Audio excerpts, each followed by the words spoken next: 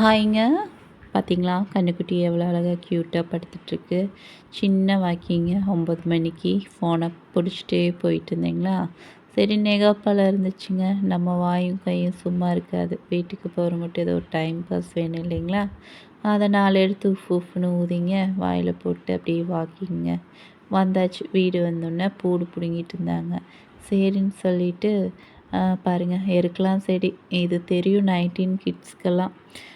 நம்ம சின்ன வயசில் பஸ்ஸுக்கு போகும்போது ஸ்கூலுக்கு போயிட்டு வரும்போதெல்லாம் ரோட் சைடில் இருக்கும் டொப்பு டொப்புன்னு அந்த சவுண்டே தனியாக இருக்கும் இல்லைங்களா? அது ரொம்ப பிடிக்கும். எல்லாத்துக்குமே மேக்ஸிமம் பிடிக்கும். பாருங்கள் அந்த அக்கா மேலே ஏறி மாங்காய் பிடுங்க ஆரம்பிச்சிட்டாங்க. வீட்டுக்கு கிளம்பிட்டாங்க டைம் ஆச்சுன்னு சொல்லிட்டு. ஒரு 3 மணிக்கு வாக்கில் அவங்க வீட்டுக்கு போகும்போது மாங்காய் வேணும்னு பிடுங்கிட்டுருக்காங்க. நம்ம மாங்காய் மரம் தாங்க. ரொம்ப வருஷம் ஆச்சு வச்சு.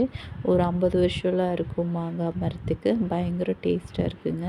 இன்றைக்கி கொஞ்சம் கொஞ்சம் செடியெல்லாம் வச்சிங்க. மகாக்கனி செடி மாதிரி வச்சாச்சுங்க. ஆனால் மழை தாங்க இல்லை.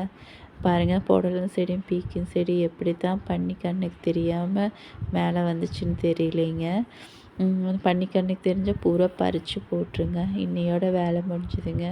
அவங்க வீட்டுக்கு கிளம்பிட்டாங்க. பாய் சொல்லிவிட்டு நானும் உங்களுக்கு பாய் சொல்லிக்கிறேன். பாய்ங்க.